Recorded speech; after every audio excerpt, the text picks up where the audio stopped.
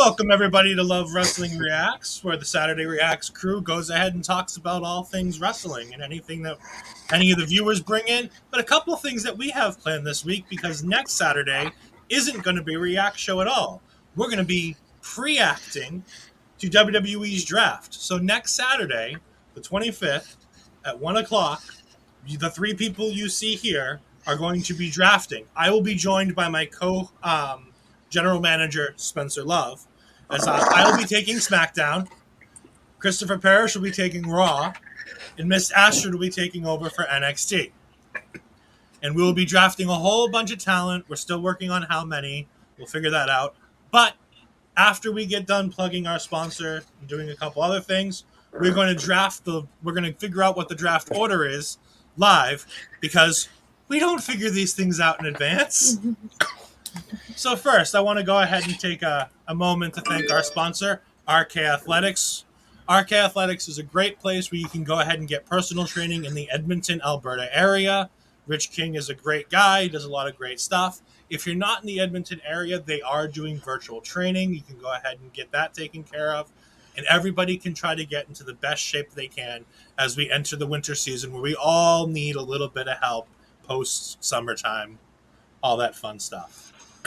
Remember, you can also find all of the Love Wrestling paraphernalia that you may need at lovewrestling.ca/shop. The only thing I guess that you can't find there would be Parrish's Love Wrestling Elite Championship, but I'm sure he'll lose that soon enough to me or Bobby or maybe Spencer. Hey, we're coming for He's you. Gonna get Bobby. What is this, AEW? The new guy gets a full shot. Give me a break. You can also find us on youtube.com at youtube.com/Love Wrestling. You can find us on Twitch at twitch.tv/Love Wrestling. With all the plugs out of the way, how you guys doing today? So far, so good. There we go. I'm pissing off my dog, so I'm doing fantastic. That sounds like it. I can hear him. He does not sound like a happy camper. Well, I mean, he's the laziest dog in the world, aren't you? And then he sleeps all day, but then as soon as you go to pet him, it's grrr, grrr. Get him on stream, try to give him fame, grrr. So here we go. We're going to figure out the order of the draft. So we have the lovely Black Widow special edition tin from the Black Widow movie. Here we go. I'm going to assume you went and saw that in theaters. I did. I went and saw it opening night, as I do with every Marvel movie. So the first pick in the draft goes to... interesting. NXT. So Astrid will get the first pick for all draft. Now, are we doing a snake draft or a regular order draft? We're going to do regular order, just kind of like what WWE would do. So it's going to be NXT, somebody else, and then somebody else. And then after NXT and SmackDown both get 2 picks, Raw will get its extra third pick because it is an hour longer, so it needs a little bit more talent. And because Parrish can use all the help he can get. Hey, as long as you're admitting that I'm longer. And the second pick, Raw. Woo! Which means SmackDown will go third. So there we go. So the order will be NXT, Raw, SmackDown, NXT, Raw, SmackDown, Raw. Either way, we'll have a lot of fun. Oh, yeah, we're going to have a ball. Originally, I was planning on doing this, but we're just going to draft all the talent that's in the company. And then I did a couple looks into seeing who's, officially signed and, been on television. And I'm like, yeah, we're going to limit this. Well, I mean, that's kind of a good segue. The limitations. Are we going to go tag teams or one pick, or are we going to go individuals here? I say we do it the same way WWE would feel like they would do it. So if you want to take the New Day, you take the New Day as a whole, or you can break them up. So if you want to do, for some reason Raw did last year, and take the New Day as Kofi Kingston and Xavier Woods, but not Big E, you can do so. If you want just the WWE Champion Big E, but not the rest of New Day, you can do that as well. The question I have when we do with this is the Bloodline considered an official faction? I think Roman Reigns and the Usos are separate. I would say that they are separate as well. Simply because they're champions, right? Like, is that and like? Yes, Dar, we are drafting next week, not this week. Next week, we were just getting the draft order done because we thought it'd be fun to do on stream. Okay. And like, no, that's really kind of it. Like, I think can we make the thing like if you're champions, you have to like if tag champions, you have to take them together because the titles go with you. Or yeah, like absolutely. If you're drafting a tag team champions, you're taking both portions of said tag team. Or do we keep our brand's championships and then go on? I say we just draft new champions because like nothing was dumber last year than New Day, and the Street Profits said, "Hey, here, no, cool, it's blue now.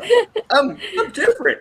Like that to me, that was the dumbest possible thing. I would have loved to see those titles vacated and then a tournament or something, just to give give like the people something. Like, speaking of that, we can go ahead and talk about things that we think might happen in this year's draft. And all of this is coming because the WWE announced on Monday that the official draft dates are going to be Friday the 1st of October 1st, and then the following Monday on the 4th. And so it'll be Raw and SmackDown. Well, SmackDown, then Raw. And it'll be an interesting experience. WWE is... I was just saying, the timing of this draft makes zero sense, too. Can we just admit that? I mean, it's a little bit better than, like, the week or two before Survivor Series, like it's been in the past. Like, at least it's not the middle of November. Yeah. To me, it was just like, okay, you do WrestleMania, you do, like, the WrestleMania thing. Maybe give it Backlash, but right after Backlash, like, boom, draft. Like, to me, that was the perfect way of doing it. Don't understand WWE's logic when it comes to these little things that really make it a big deal on their TV broadcast. I think part of it is they wanted a crowd. Having been to a draft show, when WWE split the brands again with Stephanie and Shane and Daniel Bryan and Mick Foley, I was there in Worcester, Massachusetts that night when they did that draft, and it was a fun little night. Like it gave us interesting matches, like John Cena and Enzo and Cass versus, I honestly don't even remember who. But I remember the video of like John Cena doing the whole big Cass and Enzo stuff, and it was hysterical. How long ago was that? 2014, probably. I was thinking. I'll look it up while you guys talk. Because if it was like 20, I was gonna say because that could have been against like New Day. When they were heels, the club, AJ Gallows and Anderson. Dara Mason just answered Ed. Yeah. Oh, thank you. This is why we have the best chat humanly possible. They can fact check us when we don't want to feel like looking like morons. It's great. Thanks, Dara. You're amazing.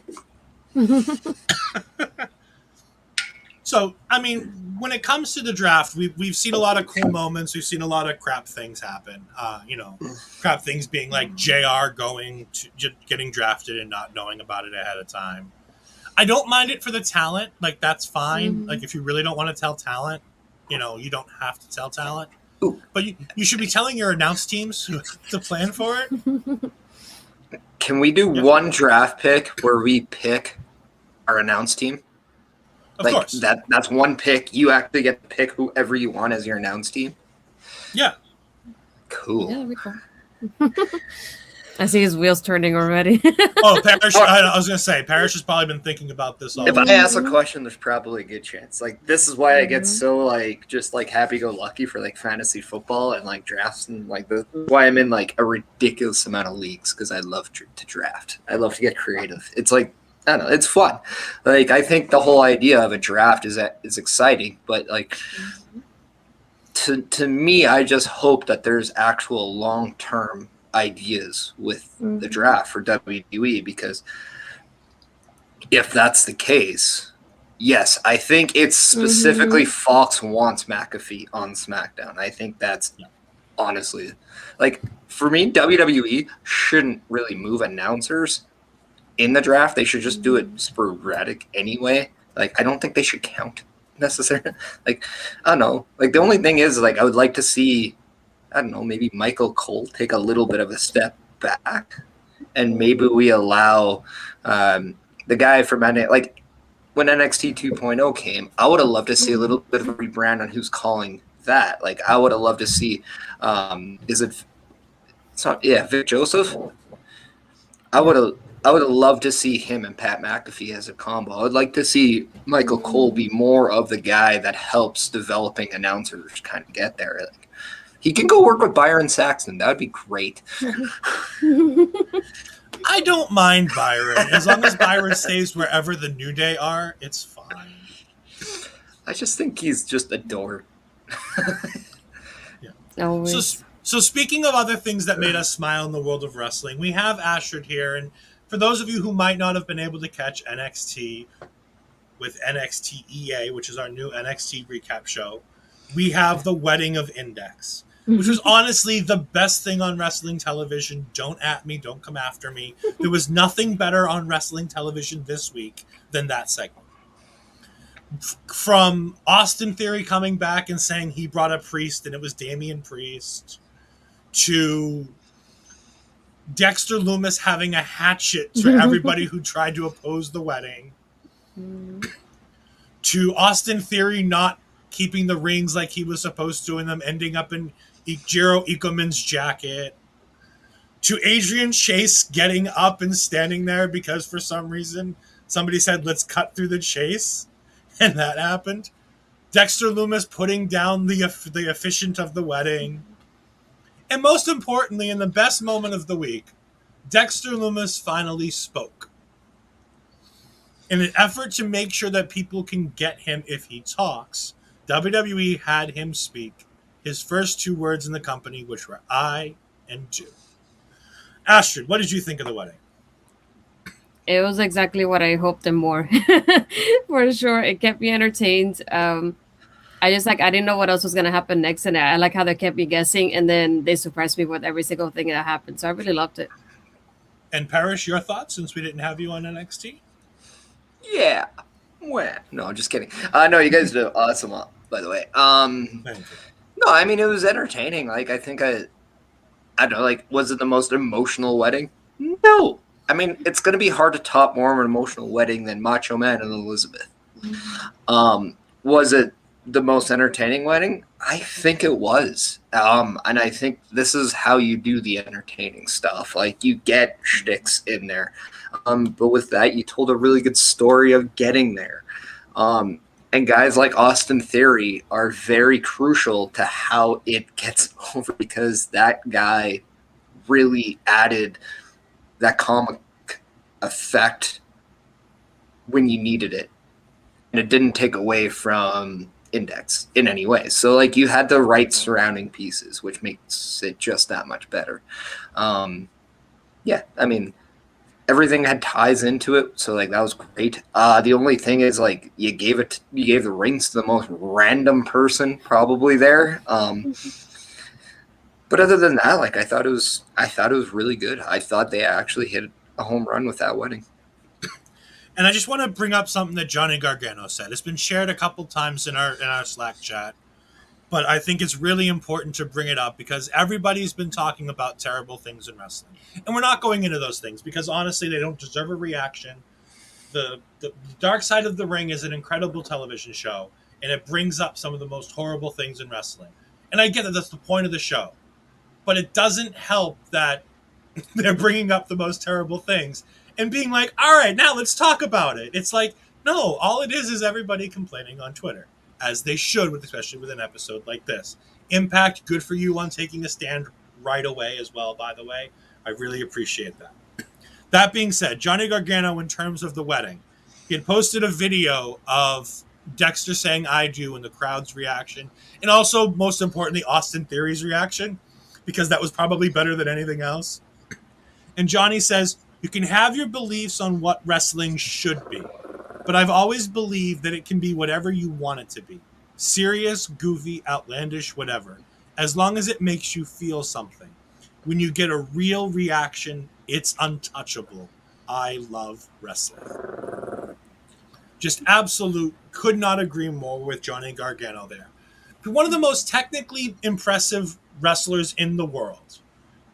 who could be super serious if he wanted to be, but has developed this absolute goofball Johnny Gargano persona with the way that has made everybody absolutely fall even more in love with him.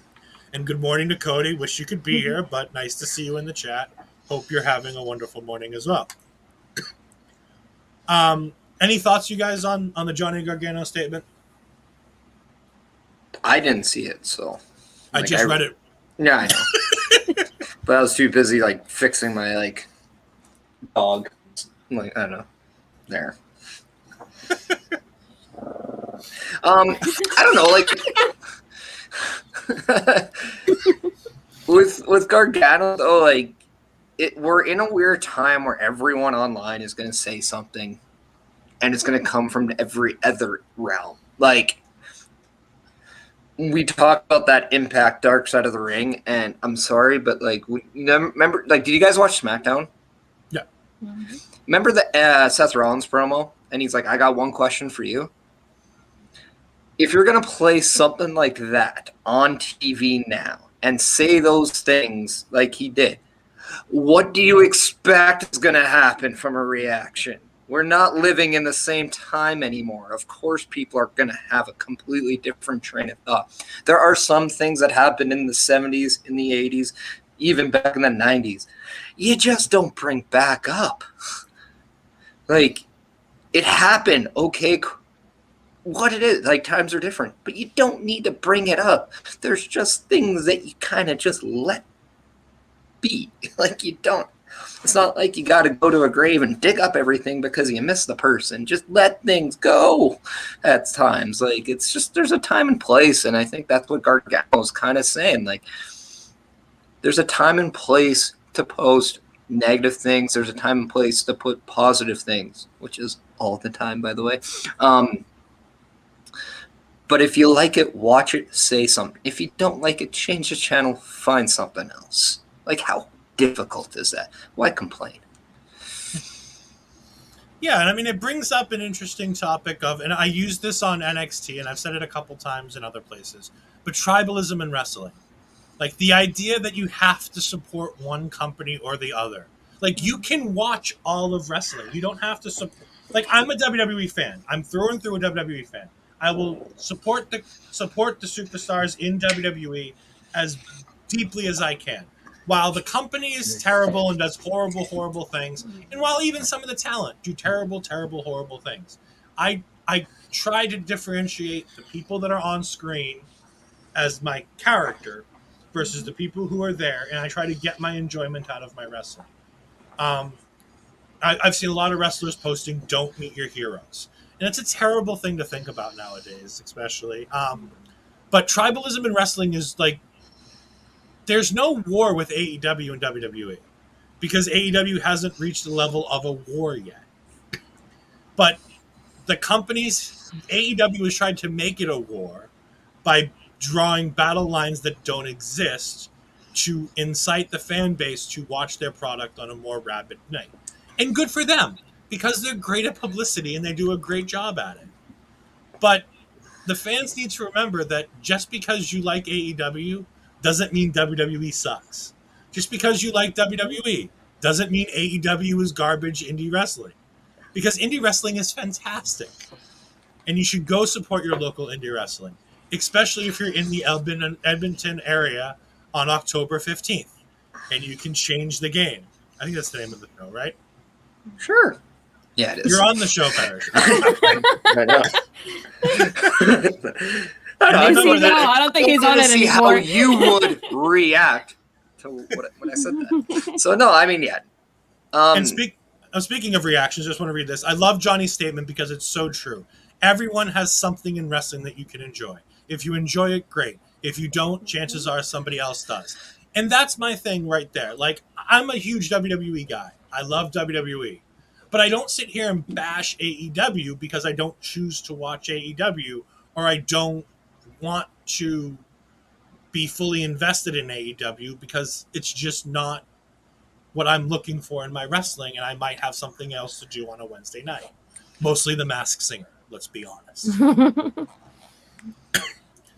Dara says, nice plug, and I agree. Now, Parrish, you had a thought? Oh no, I was just gonna touch on the Change the Game show. It's on Go ahead. October 15th. It is in the Edmonton, Alberta area at the Southside Rec Room. So if you want to go get there, make sure that you go to lovewrestling.ca and check out the tickets. Message anyone, like message Spencer, because he's definitely involved in the show. Make sure you check it out. And I believe that Love Wrestling on Twitch will be showcasing the show in case you can't come out or you don't want to, which I won't really complain if you say I don't want to go to Edmonton. I don't blame you. Our government kind of makes me not want to live here. But besides the point, like, it's going to be a great show. It's going to be a great organized event, and it's going to be a great atmosphere. So if you have the time to check it out, please do so. It would be amazing. Plus, we need to get more eyes on the independent stars because they are the ones that you're going to be watching in years to come. And going back to, talking about wrestling being different for everybody else, Cody, who had our show last night on the previewing of the New Japan's G1, which was a great show with Cody, with Matt, and with a new contributor. I believe her name was Mel. And yep. Cody will correct me in the comments when I inevitably get it wrong. This is case in point, New Japan Pro Wrestling last night. There was a technical showcase match. There was a match of two big men slapping meat, a goofy, silly, nonsense match. I take that to heart because I know that means that Yano wrestled last night. And I love me some Yano. And don't ever call anything he does nonsense. It is the most fantastic, goofy stuff ever. And a Yano versus R-Truth match is in my future dream matches. And I will not let anybody tell me I don't want to see it. And a match of two guys making their G1 debuts. And a wrestling showcase style match. As a wrestling fan, there's a good chance that one of those four matches will fit the kind of wrestling you enjoy. Absolutely. People underestimate New Japan because of the fact that it's Japanese wrestling in front of a different type of crowd.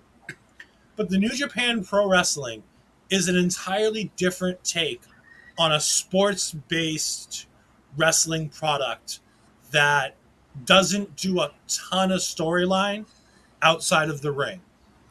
AEW and WWE could never do the intricate storytelling that happens within the matches across the card the way New Japan does.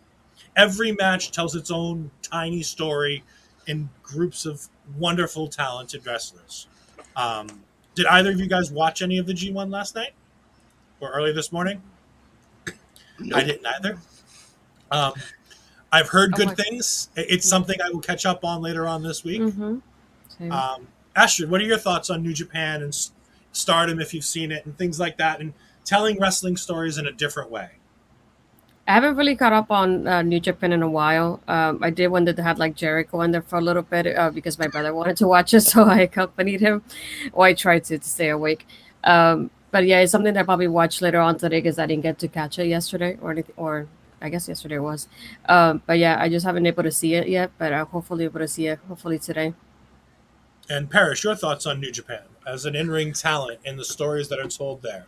I honestly don't watch enough New Japan to really give you a best answer. It's just, I don't even watch much, like I don't really watch a lot of wrestling to begin with anymore. There's just a lot of content. I don't have a lot of time, so I kind of have to pick my spots. I'll thank God for PVR, and I can just fast forward the things I do want to watch or things I want to get to. But I mean, I'm slowly just getting into more AEW stuff as we go, just because all this stuff is available to me on cable. So it's really just something that I can't really go out and watch necessarily a lot because I just don't have the time. What I have seen in New Japan, though, it's good. Like, it's different, but it's also something that people can just flat out say, like, you either like it or you don't. It's just like any other wrestling company. They have different stars. They have a different way of telling stories, and their fans are a different type of fan than you get in North America, which I know some people are going to have a hard time adjusting to that because they want to hear the noise. They want to hear the pop. Sometimes they're just as what's the right word? Trained to pop for the exact same things in like they are in WWE. Like, it's a thing. North American fans are more trained for the style, whereas Japanese fans are trained for their styles. The difference is it's just the way they react to said shows. And Parrish, Cody has a question. It's kind of a question for you, but as a wrestler, Parrish, do you have any opinions on on a unique in ring storytelling? I mean, Seen in New Japan. From what I've seen, like it. I mean, they're bigger shows of what I've seen, so it's different. Like I'm not watching. Like I'm watching like a lot of the go home shows. Like I think the last time I literally sat down and watched a full New Japan show was probably the Jericho and Omega show. And that's, I'm dating back years, right? Like probably 5 years or 4 to 5 years. So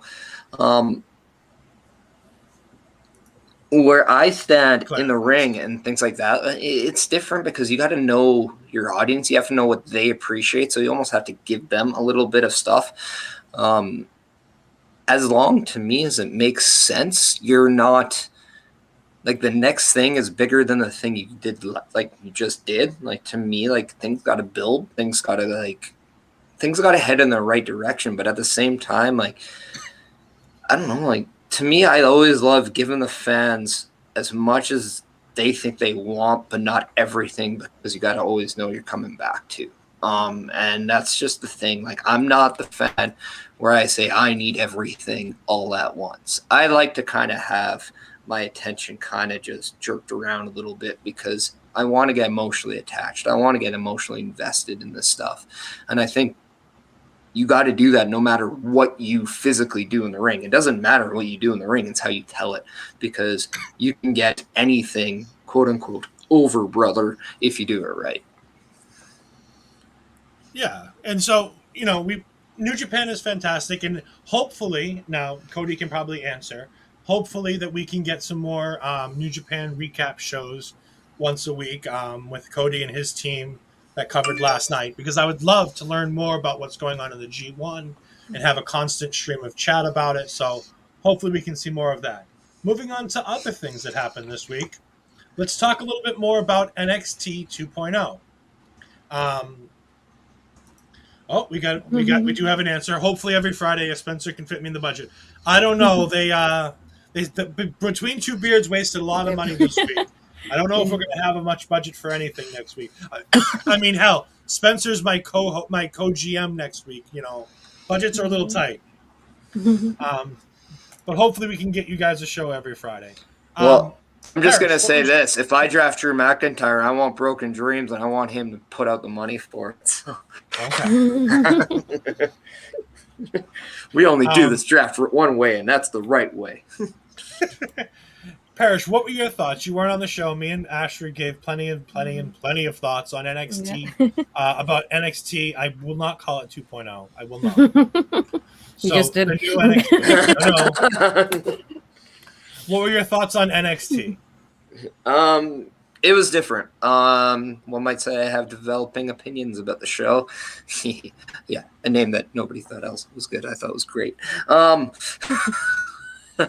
I mean, look, they're clearly going in a different direction, which betting on wrestling. It's a reference to the great Bobby Heenan. I don't know what we were betting on. I don't remember the talk about betting. But anyway, NXT, quote unquote 2.0. It's clearly a show where they want to establish talent from the developmental onto the brand and kind of see where they stand. And they want to mix it in with guys that they don't feel they necessarily want per se on Raw and SmackDown, but think they can help be good eggs in the basket for these talents. I'm not going to get bent out of shape because they want to, use a different name, like the Braun Breakers. Like, it's a name. Get past it. Let's see how the performer goes first, because the performer might actually be better than a name that you think was silly or stupid. Like, I get the whole point of, well, he's Rick Steiner's kid. Sure, but guess what? Sometimes kids don't always want to live in the shadows of their parents. Plus, we don't know if Rick Steiner has a good rapport with WWE, and they might have just looked past that. So we got to get that. We just got to give this talent a fair shake. And he looked like he had a great, just a great showing. Like it still made no sense why LA Knight's like, hey, I want a second match, even though I'm in the championship match. I just wish on a lot of these cases there's more backstories of, okay, who are these new guys and why do I need to care about them, instead of just, oh, here's like a match that makes no sense. Here's a match that makes no sense. Like why we couldn't get like Braun Breaker against the guy that they had in the championship match and you put somebody else in there. I don't understand it. But with that being said, I'll let it play out because it's not about what they've done. It's about where they get to, and you got to be a little patient. So I have an open mind with the new guys because even new guys deserve an opportunity. But with that being said, I'd like to see a little bit more backstory on why I care about these guys that are just being shoved in my face. This is kind of the reason why a lot of people didn't want to see Roman Reigns and Cena all the time, because they wanted to see them in something more meaningful away from a championship instead of just being thrown down our throats. So give me a little bit more substance with these new guys, and I can guarantee you that more people will be very more positively reacting about them. Yeah, and I want something along those same lines. Like, we all went crazy when the WWE came out with the Kabuki Warriors, and we all kind of got used to it. And then we were all kind of rightfully outraged when the Viking Experience came out and all the crazy names for what ended up being the War Raiders. Like, it's fine. They're not the end of the world. A bad name isn't going to break you. However, speaking of, getting a backstory on a guy, we did get one vignette about it, telling us about a new character for NXT. And I honestly think it was the worst of all of the new wrestlers brought up to us last week on NXT. Let's take a little bit of time to talk about Tony D'Angelo. Yeah, and we don't mean the guy that doesn't want to play for the New York Rangers anymore either. Like, at the very least, WWE, can you look at like other athletic sports and be like, you know what? I'm not going to just name a guy after this player, especially a player like, if you search Tony D'Angelo right now, you're not going to get the guy from NXT. You're going to get the disgruntled hockey player that a New York Ranger team bought out, so they are paying him like multiple millions of dollars to not play first team because he's an asshat. This is the Italian gimmick that we got. The guy from Chicago who wanted to be a Astrid, you go ahead. Talk about this thing. No, I'm like, how long is it going to be until they drop his last name? Because that's what's going to happen next. Is I'm like, how long is that going to last, to be honest? I just, we got 6 new people, 7 if you count Sifa Fatu. If you count Sifa Fatu, we got 7 new people last week. Braun Breaker looks to be a relatively positive in-ring talent. He had a really good match with LA Knight, and then he went ahead and at the end of the show looked like he at least fit in the same room as standing next to NXT champion Tommaso Ciampa. He didn't look overshadowed in that moment in the spotlight, which he could have very easily done. Von Wagner in that match played a really important key part. Could the match have gone the exact same way without him? Yeah, probably. He wasn't special. But he held his own and he didn't hold it back. That match didn't suffer because they had a young talent in it. We have Jeremiah coming up. You want an Italian or a New York gimmick? Come up with that name that hasn't been used. I agree. It's like, but I'm hoping this is a gimmick he wants to try, or maybe it's something he was doing on the indies. Maybe it's something that he's familiar with and wants to try. I'm willing to give it a chance. I just think that of all the promo packages that you were going to give us for any of these characters, this was not the one to promo package. Because this is the one that's going to most easily be like, oh, this is a bad idea. But I love the idea of going back to the old school NXT. NXT, when it first became a wrestling product and not a game show, was at its heart a developmental territory where you had some top stars putting on some amazing matches and developing the next group of young talent. Sasha Banks, Bailey, Charlotte Flair, Paige, Emma, all of these wonderful female talents. Not to mention guys like Apollo Crews, Baron Corbin, Seth Rollins, Big E. They all had a great run in NXT. Sami Zayn, Kevin Owens. Those guys were more in the upper echelon, but a lot of these guys came from the bottom and worked their way up. And I love the idea of bringing back a little bit of a developmental to NXT, especially if you've established that it's not going to be your third brand and it's not going to be on the same level as Raw and SmackDown. I don't have an issue with taking a step back and giving us more complete wrestlers on the main roster. We got Cody saying, I actually prefer debuting somebody as an unknown, letting their win be a surprise, and then building their character as they win after they win. The Cena model. Yeah, but Cena was a really lightning in a bottle debut. It was a perfect time in the business. He was mirroring off something that the boss had said, and he was in the ring with a once-in-a-lifetime talent.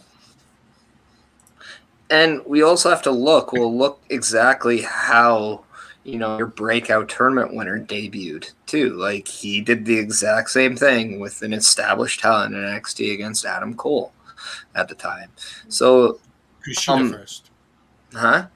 Kushida first.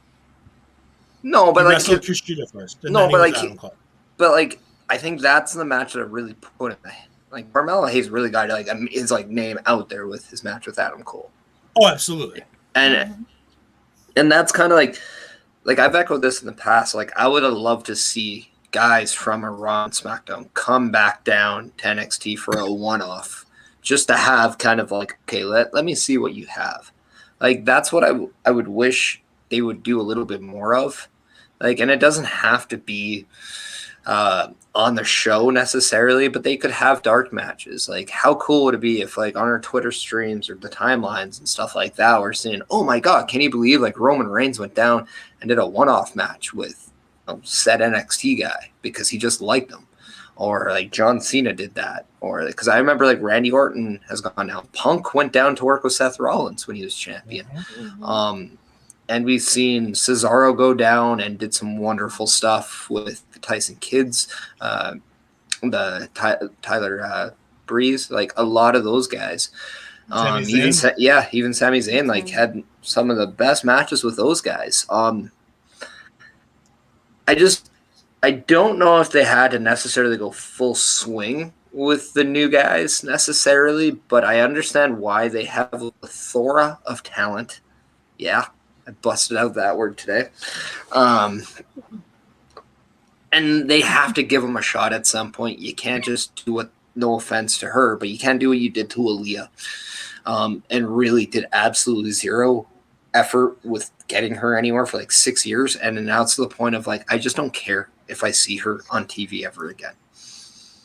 Like, I don't want to feel that way with a lot of these talents. Like I am with like her especially.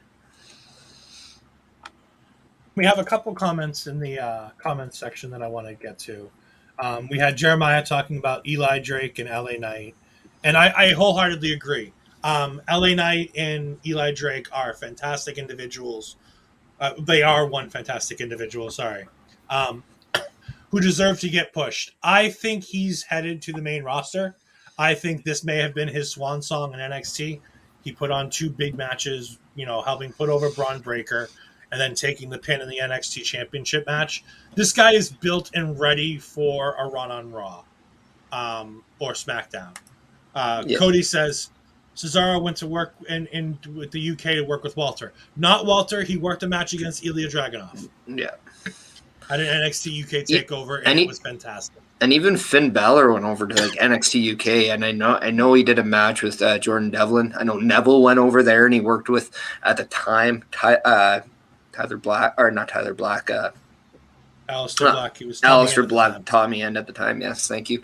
But it's stuff like that makes it a little bit more interesting. Mm-hmm. Even if, like, imagine if like Randy Orton came down to work with LA Knight, that'd be awesome. Like, yeah, I think like I agree with you that LA Knight's going up there, but I I also want to touch on Eli Drake and NWA. Eli Drake was good in NWA. Fantastic. But Eli Drake wasn't going to be necessarily pure Eli Drake in WWE. They had to tweak him a little bit. And because of that, you don't want to wreck what Eli Drake was, but you want to start fresh with what LA Knight can be. I agree. I mean, it's hard to knock a guy like Eli Drake, LA Knight, whatever you want to call him. The guy worked his way up through Impact with Drew McIntyre and people like that. He made a name for himself, and he's put himself on the map with guys like he's put himself legitimately in a conversation of great promos with MJF and The Miz. In my mind, of guys I just want to smack in the face just by hearing them open their mouth. MJF and The Miz are right up in that top line. Like, can you imagine on the draft episode of Raw on 10-4, all of a sudden The Miz is like, all right, and we're going to have the next draft pick from Raw, and I'm going to go ahead and interview him. And out comes LA Knight. And these two guys get in the ring and just start jaw-jacking. Like, that is going to be a money fire segment because they're literally cut from the exact same cloth. The dog is still angry at Parrish. I love it. But no, NXT 2.0, I think, did a really good job of introducing us to new talent. We got Ivy Nile. Almost forgot her last name for a second there. Ivy Nile. And that was absolutely fantastic that we finally get a female into this group, potentially setting up a three-way War Games mixed intergender tag. It could be fantastic. What do you guys think on the idea of having... Go ahead. No, I was going to point to Astrid. I just couldn't figure it out. Astrid, speaking, talk to us about the War Games match that's potentials that are popping up and the fact that we're finally getting some influx of even more young female talent in NXT. I've been so excited. I'm hoping they do it for sure because the way they have it set up with Legado and Hit Row already, I want to see the women involved in there. That's one of the things I always wanted to see in NXT so far. So I'm like, I hope we get to see it. And I want to hear William Regal say it too. That's the other thing. Yeah. And while I agree that, 2.0 is going to be loved or hated, we had Jeremiah in there saying he had friends that hated it and that he loved it, but the color scheme is... I agree. The color scheme is it's going to be a big change for a lot of people and a lot of people who love the as it was called in the Slack chat during NXT, the dark and brooding NXT that we loved is missing. That being said, a spark of color isn't necessarily a bad idea right now, especially when you're trying to push a guy like Braun Breaker, who's ultra colorful, and you've got all these personalities coming up. So there's a bunch of fantastic things. Cody says he loved NXT 2.0. He hates 2.0 in AEW. 2.0 is fantastic. Speaking of AEW, did any of us get a chance to watch any of the things that happened on AEW this week? I watched Dynamite, but I didn't watch Rampage. All right.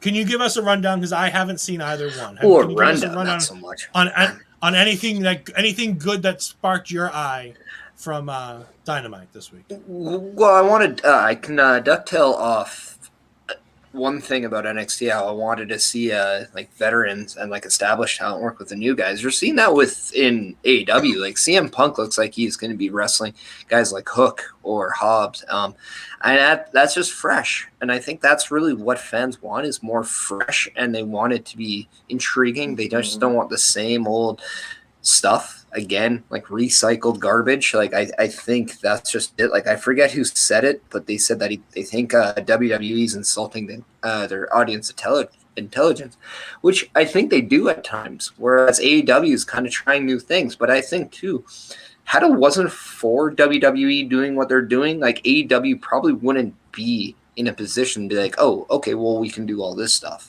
Hello, Goose. How's your head?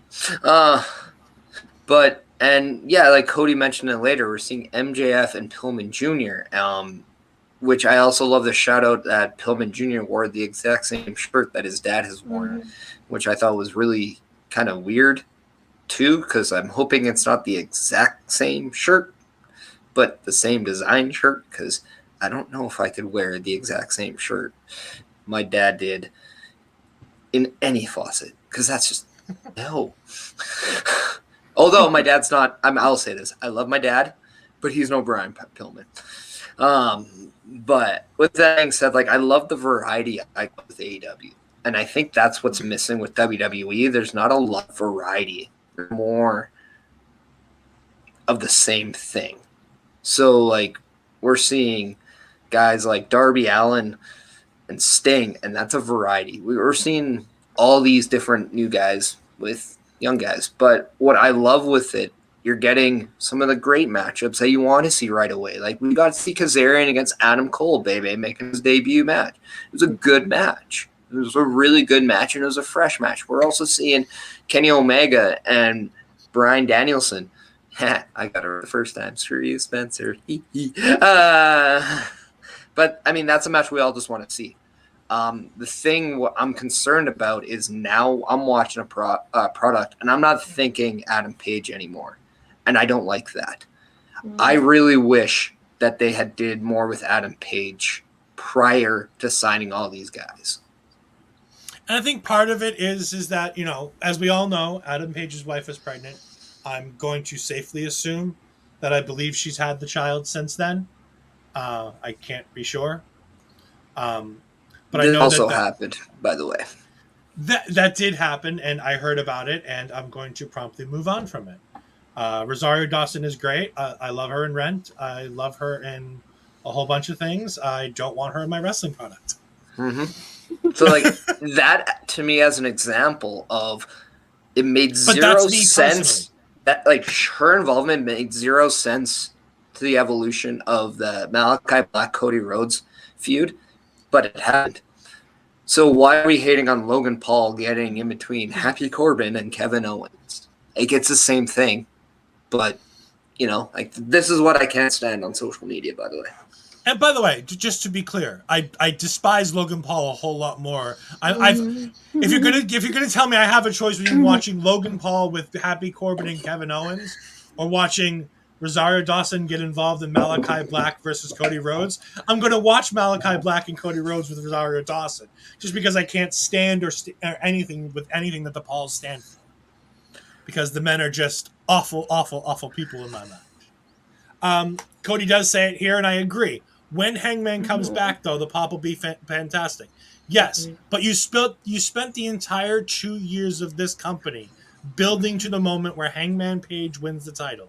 You got to the moment where you had the match where Hangman Page was going to become the champion. And because of the fact that he needed time off, because it was really unfortunate timing, you had him walk away from that. And he lost all of that momentum. While it will still be fine when he comes back that he gets the pop because the fans will still love him, it doesn't change the fact that you ran into an issue with the momentum that you built for him and the story you had built, especially if somebody like Bryan or Cole comes in and wins the world championship off of Omega. We also have Darius coming in and saying he thought it was because of the Go Big show, and he's right. Rosario Dawson is there because she's another one of the judges like Cody on the Go Big show, which is the greatness of marketing where you have to do stupid stuff just to do it. We have our friend Throwback shopping in. Hello, Throwback. Speaking of which, I think I'm going to be on Throwback show this Thursday, so keep an eye out for that. He says, what's good, guys? Excited for this week. It's going to be a good pay-per-view next Sunday, he hopes. And do you guys think that Sasha's going to make her debut to make the Survivor Series match a triple threat? Well, he said returns. Well, yes, but he wants to make the Survivor Series match a triple threat. I don't see why it needs it, to be honest. I think Sasha if you still owed her a championship match. Yeah, and I get that, but I think you're doing Bianca a disservice if you do. Because unless Bianca wins. Yeah, but then you're doing Becky a disservice if that's not. That's fine. I don't give a shit about deserving Becky. Honestly, I wish she wouldn't have come back. But that's just me and my Becky hate. I don't know why you hate people getting over. I don't hate people getting over. I hate Becky Lynch. Exactly. That's a different story. most over female in the last 2 years was Becky Lynch. That did it naturally and organically, which I don't like how they brought her back, but yeah. Sure, the worst return ever. Well, I don't know. We'll get there. If we want to, one of these weeks we'll do a bad returns thing. There have been a couple awful ones. That's not quite as bad. I think people more hate the fact that it was a squash match against Bianca than the fact that she returned. I think I can speak well on that one, but I don't know. Like, I think Sasha would be better served of being a surprise pick in the draft and making a statement that way. I think enough time has passed now that I would like to see her against Rhea Ripley, to be honest. Like, bring her over to Raw and give me a fresh matchup with her. Because at some point, there's a thing called too much time that can pass until you're just like, you know what? I don't need that. I don't care about it anymore. And I'm kind of there with that match. If you weren't going to do something right away and this much amount of time's passed between Bianca and Sasha, save it and make it bigger later. Astrid, your thoughts on the idea of Sasha coming back and returning and getting ready to make what happens at Survivor Series a triple threat? I mean, do I want her to return? Yeah, I'm like, I miss her on TV, but I don't think it'll be good to make it a triple threat at this point. Like, I feel like the match should have happened at SummerSlam. If it didn't, it just like bland out. Like, what's the point? But yeah, I do want to see her on Raw mix it up with different ladies that we haven't seen her in a while with. I would like to see something new with her at least. Because at this point, what else does she have on SmackDown left? Like that rematch against Bianca, and that's it. I'm like, I don't want her to go against Becky yet like that. I would like to see her on SmackDown. I'm like, Charlotte needs new people to face. So that'll be interesting to see again. And I want to make sure we mention this too, because we have Extreme Rules coming up next Sunday, and there'll be a POS show, I'm assuming, beforehand to prep so that we can see whether or not Parrish can retain his championship. That being said, right after that, we can see about. Well, if I get involved in this, you ain't keeping nothing. Let's just be honest here. Come on. Vegas can do it. Come on. Yeah, Vegas. Guys were hungover and drinking half the weekend. Man, I was the Montreal Canadiens to go to Vegas. I win. But that being said, like Throwback says, it's talking about Sasha returning and making a triple threat. It's probably not going to happen because of the fact that these three girls are probably all going to be on different brands come the draft, which happens in 2 weeks on 10-1 and 10-4. And for those of you who weren't here at the beginning of the show, we announced again that Love Wrestling is doing its own draft. More specifically, the three of us are doing our own draft. And our host will be Alex, the effervescent fourth member of our party who can't be here today. But he will be our host as Parrish takes reins of Raw, Astrid will take the reins of NXT, and me and Spencer will take the reins of SmackDown. And we'll be drafting some talent to see who can put together the best show.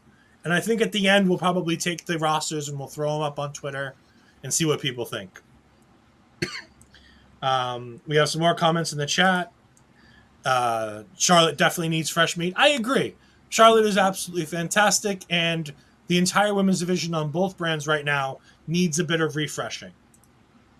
Dara is laughing at something that one of us said, which is honestly pretty true. Yeah, I think you read the wrong thing. I don't like the Canadians. I'm just saying they beat Vegas as well. How do you get involved in that? Cody? Stay with me. Oh, Parrish, this is for you. Throwback's trying to challenge you title for title. Well, I'm still in the tournament for his title, then I can just have both, so...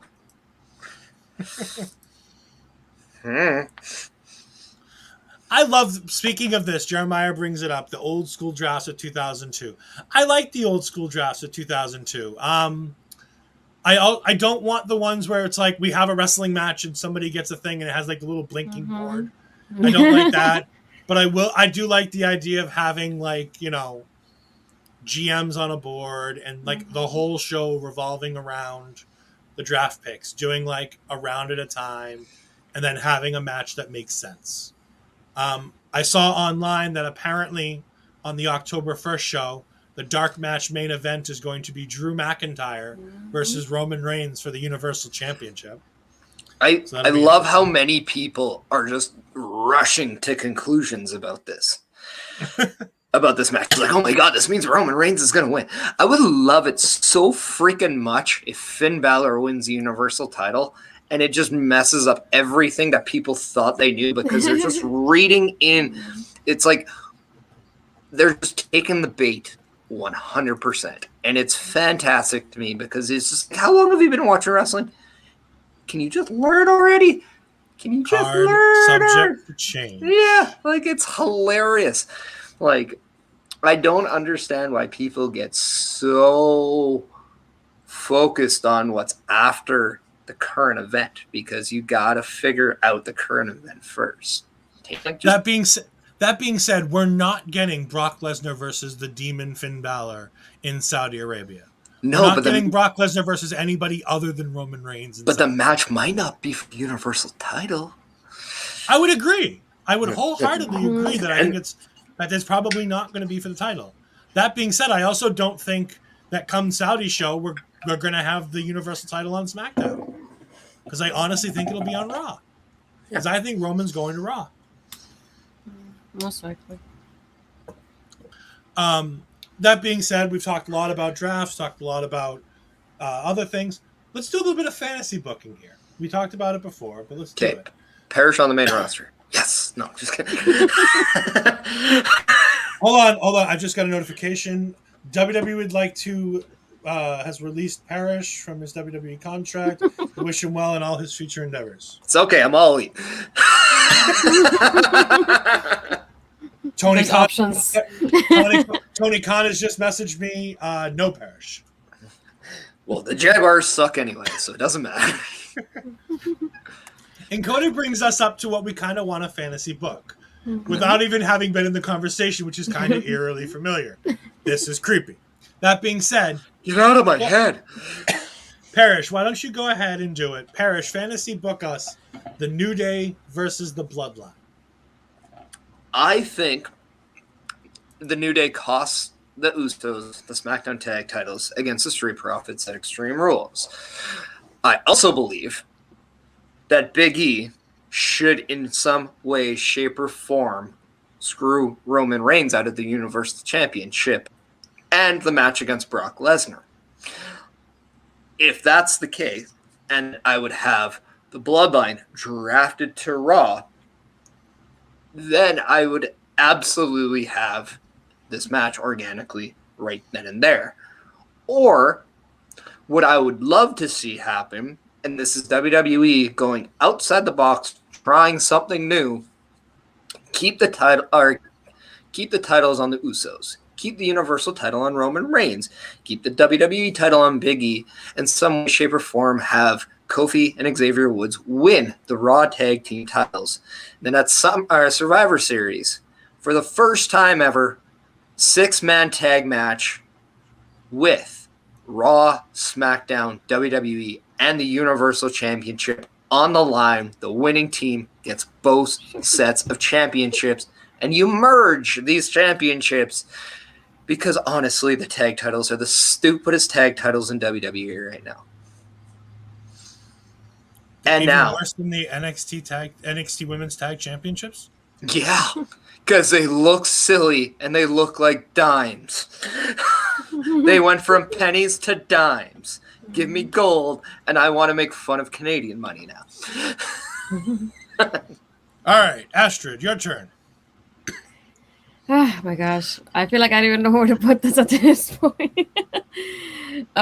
No, just like, to me at least, like you said, I was thinking like at least if you're gonna put Balor in this, I would like to see Balor win because I wanted to like put the surprise to people because we're not expecting Balor to win like most of us. So I would like to see him win for once and I might get that title that he never really lost. And then if you could have Lesnar and Roman without the title, I think that would be awesome. But at the same time, like I wonder how many people really want to go watch the show because it's on a Thursday and not on a regular night as well. Plus, it's the middle of the day for Eastern people, so most of us are working as well. So I wonder how that's gonna play out on that part. But yeah, I want to draft the Bloodline to Raw as well. Just make it like a big thing. Draft all three of them together to Raw. There we go. I think the easiest way to do this is simply just to do it. You have the Bloodline coming to Raw on Monday night. because of Big E sticking his nose in Roman's business. So you have the New Day and you have the Bloodline there. Just have the match, have it end with everybody getting in a fight, have Brock Lesnar come out, have, the Street Profits come out, have all the stuff going on. Big kerfuffle. I like the word kerfuffle. It sounds funny. And you go ahead and post Extreme Rules on the first draft show on SmackDown. You go ahead and you announce that you're going to have a winner-take-all match for the titles. Now, granted, we know WWE, they're never going to do it. But we also at least know going in that they're never going to do it. And you go ahead and you have the Bloodline with just the SmackDown titles. And you have Big E with the WWE Championship. And you have it both titles on the line. And you put the New Day over, and the New Day become the new SmackDown champions. You move the whole New Day over to SmackDown, and you get what I want to see, which is the New Day versus the Street Profits in a feud. With the whole nine, with everybody there, and everybody having a good time. Because that feud that we had before with, Big E versus the Street Profits doesn't count. And honestly, that's how I do it. Just do it straight, do it simple, and just get it so that you can get all the titles over to SmackDown and do it that way. Cody brings in and says, what are you giving Fox, though? Fox are already pissed about the CM Punk stuff. Do we really think that they're going to pull a top star off that show and piss off Fox even more? Honestly, yes, because USA is so much more angry at WWE than Fox is because of all the things that Fox gets. And as I've heard it worded, Fox gets treated preactively according to what they want, which is what in USA gets dealt with reactively to what happens on Fox that they need to get back. And Cody says, but Fox is paying more money for them, aren't they? Yes, for the TV rights deal, Fox is paying a bit more money for those TV rights deal because of the fact that it's network television.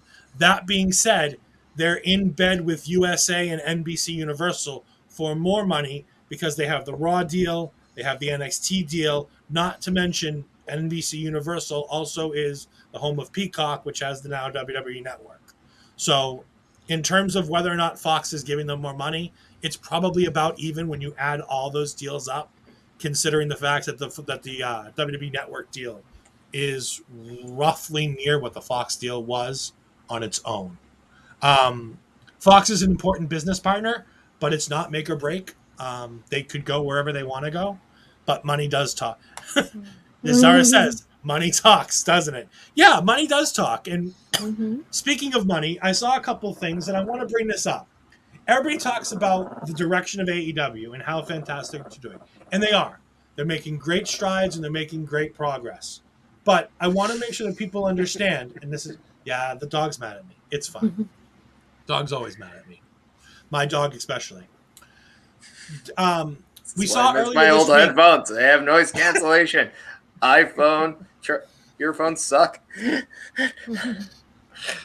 we found out this week that apparently AEW is valued at $400 million, which is a really, really high evaluation for a company this young. And that's fantastic. Look at the two of them.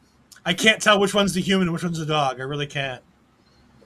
But Astrid, going over this with you, what do you think about the fact that while AEW is making is $400 million, they're not making any money yet. They've yet to turn a profit. And people keep talking about AEW taking over WWE. You got to remember, until you turn a profit, this isn't a war. It's not even a skirmish yet. What about you? What do you think? It's just like it's surprising that they're worth that much already. Like you said, it's a company that's so young, but at the same time, we'll have to see. Like they're hoping to make money off of the game, so we'll have to see how that goes as well. Because we have more people coming up in that game compared to what the 2K22 is probably going to have at this point of people. So hopefully that helps them in that sense. And I'm like they're on the road now, so maybe that helps as well with the merch and things like that. And being that they're doing Dark at Universe, so maybe that helps with them because I don't think they have to pay much for that, and the tickets are free. So I don't know if that helps in any way, but maybe it does. And Parrish, you've worked for a numerous amount of wrestling companies. How many of your companies do you that you've worked with can continue operating at a loss for more than 5 or 6 years at a time before they go defunct? Well, I'm gonna answer this without getting in trouble. Well, I was seeing which way you'd go with that one. I just left one that I don't think financially is doing great, but I mean, it all depends. Like it's different. I didn't say too. to out them. Whatever. Yeah, you poked the bear, and I decided to slice the head off, so it's all good. But it's also like weird because like here locally, like we just got hit with more kind of restrictions with the COVID-19, so financially it's going to be another tough year. So it's not because of wrestling product, I think. Well, I mean, actually, that's not true. It has a lot to do with other circumstances. With AEW, they got to just be able to understand what's a roster. And, okay, like if hypothetically you have a chance to bring in John Cena, sure, you make a play. But now you got to be specific on guys. Like you have a good roster size now. Stop the spending spree on that, and let's try to make money with the guys you have now.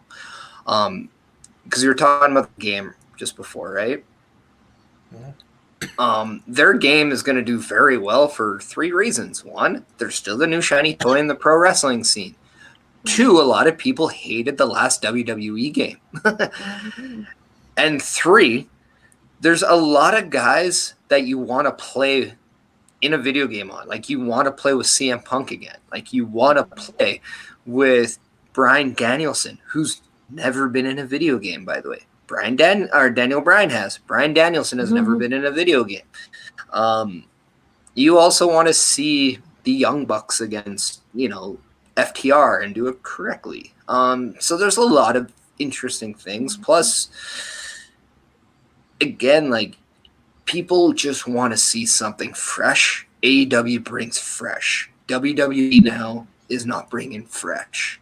For this, WWE is lacking in the fans because they're not connecting with their audience the way AEW is.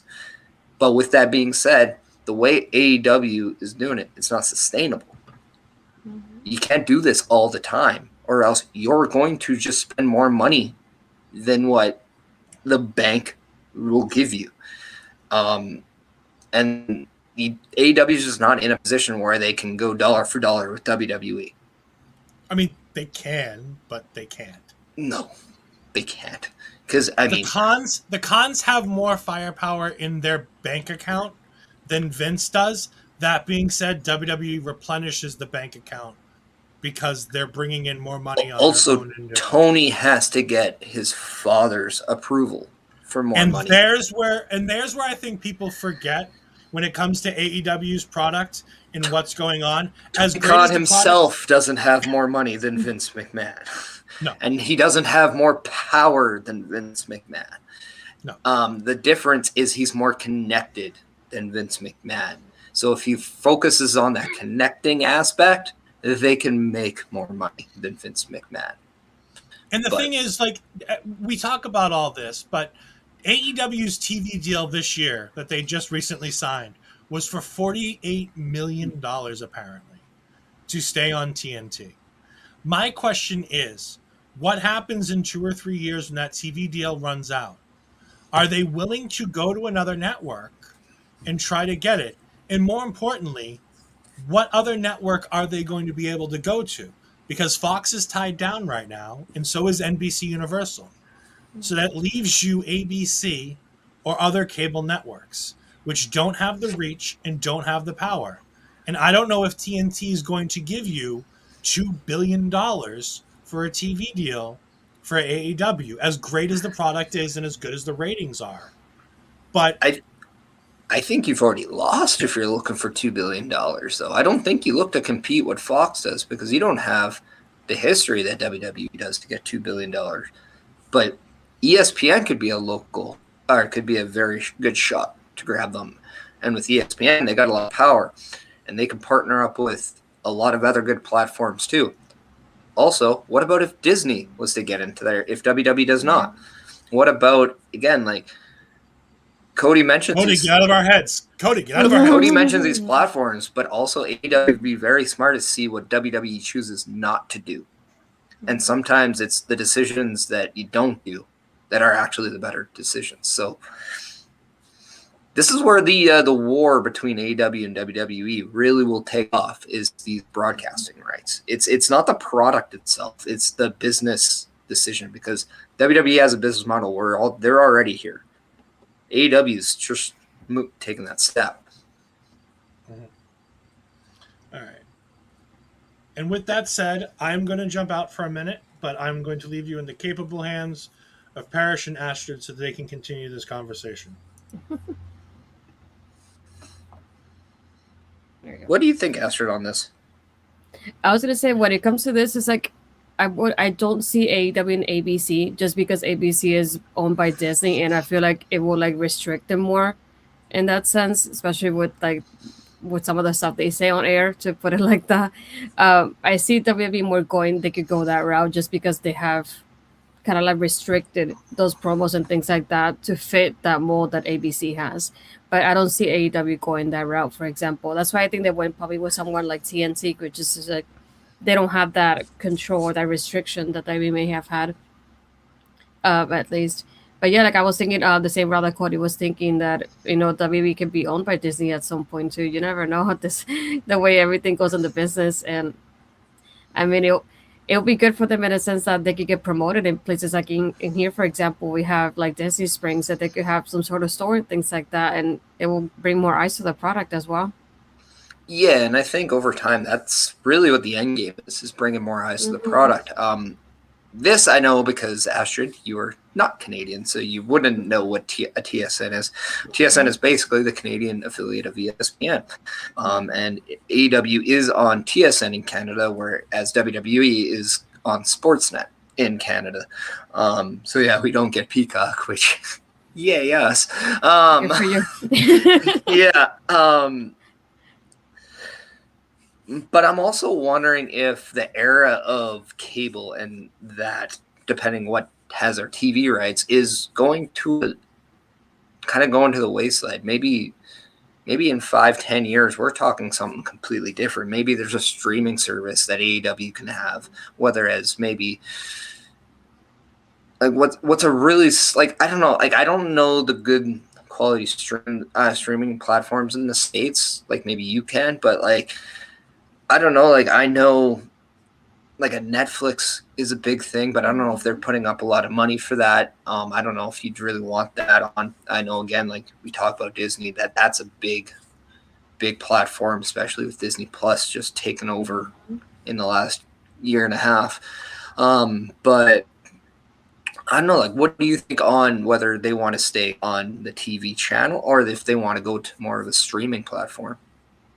Yeah, I thought about that a while ago, because I was thinking it would be nice to have some sort of like W network with AEW, somewhere where we can watch anything that's happened before that we want to rewatch, for example. And I think somebody like, for example, in that sense, ABC, ESPN, they have a good platform, because it could go on Disney Plus, it could go on Hulu, and it could go on ESPN as well with the bundles they have. So that would be a good one. I feel like Netflix is like, they had like Lucha Underground for a while, but they haven't had much wrestling content so far, from what I've seen. And they had like Global Be the other show with like wrestling involved somehow that they'd had. Mm-hmm. I wanted to touch on this one. As long as people are paying in full price for all Elite Wrestling pay-per-view events, they will not have a streaming service. Yeah, but guess what? WWE is doing the exact same thing, though. People are still paying the $49.99 or however it is, because for whatever reason they didn't want to pay the $9.99, $13.99 Canadian for the network. As Ed, did you wash your hands, young man? Of course I did. Good for you. But it'd be very interesting to see why people, like, just kind of touching on whether or not AEW is going onto a streaming platform instead of maybe going into another TV deal. Because in 4 to 5 years, what's actually going to be sustainable to watch? Like, how do you watch TV now? Like, I'm Canadian, so like I will watch TV differently than probably you guys because of what's available to me. Because you guys are both located in the United States. So I don't know, Ed, what do you think about whether or not AEW would be more beneficial if they turned to a streaming platform? I think that WWE has proved that a streaming platform isn't necessarily the answer to everything that you want. Um, while a streaming platform will be great, it's not going to take the place of terrestrial TV that anybody can have.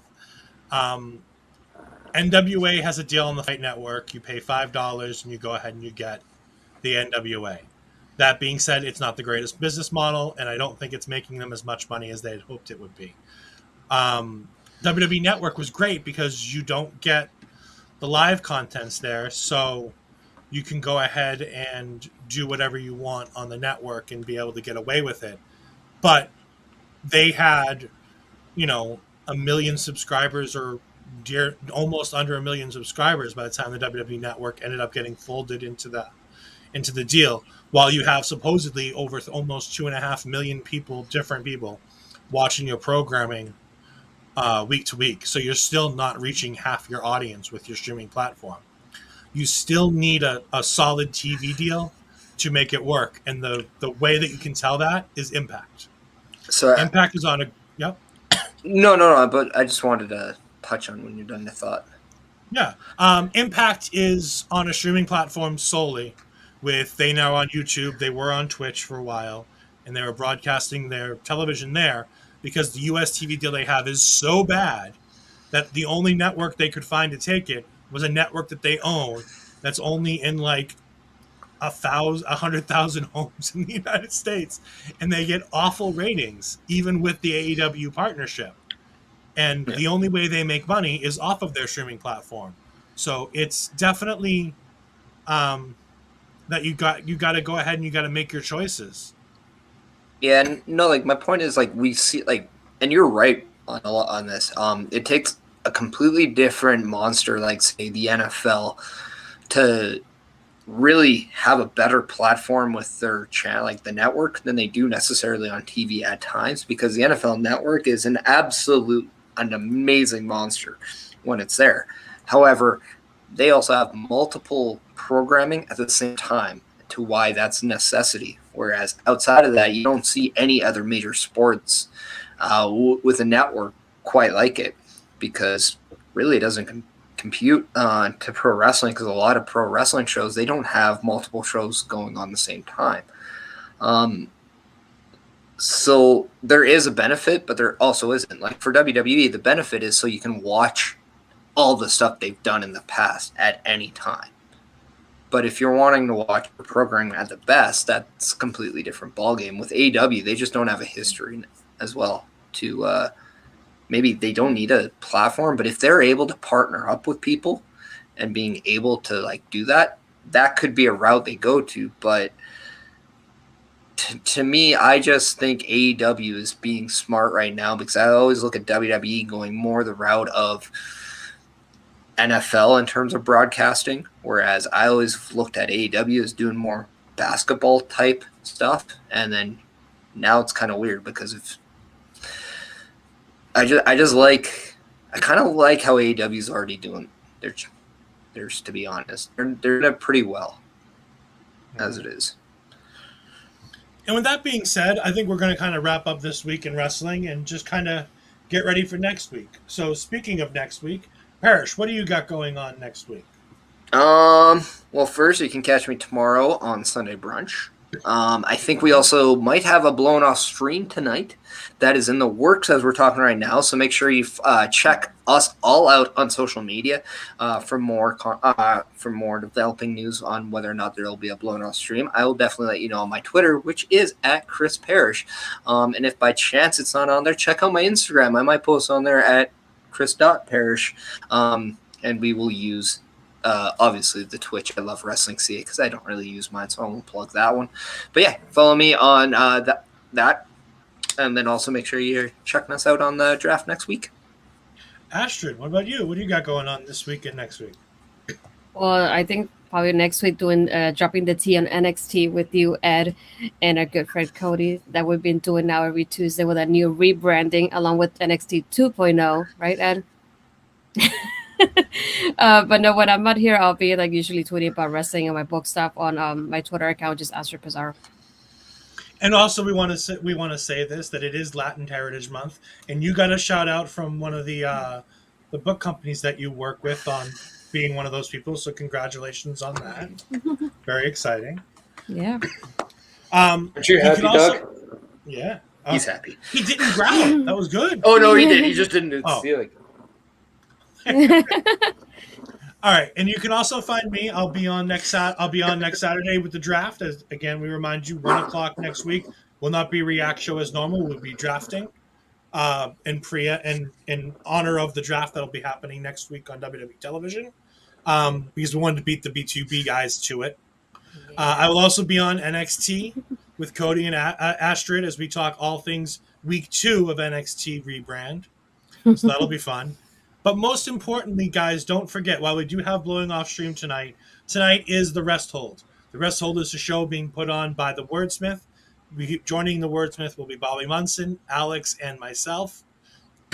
And we'll be talking about mental health and wrestling especially, and different things like that, sharing some experiences, and just letting people know that that there are people to reach out to if and when you need help. It's going to be a much different type of show than anything you're used to from any of us. We're going to try to make a heavy subject a little bit lighter, but that being said, it's definitely right here, right now, trigger warnings for that show before it even airs. It's going to be a heavier type of show. So tonight, 6:00 Eastern Time, 5:00 Central, 4:00 Mountain, we will be going ahead and we're going to be doing the Rest Hold. So please look into that. Jeremiah, our draft is next week in the same slot as this show. So 1 p.m. Eastern Time, 11 a.m. Mountain Time. We'll be doing a draft for drafting WWE superstars. So that'll be fun. And as Cody says, as we get ready to go out of here, week 2 of NXT. There's no point. That's not all he said. That's exactly what he said. And for everybody here, I just want to say thank you for joining in. Thank you for the chat. You guys have been incredibly lively today, and we really appreciate it. And with that said, we'll see you later on and next time. Have a good one.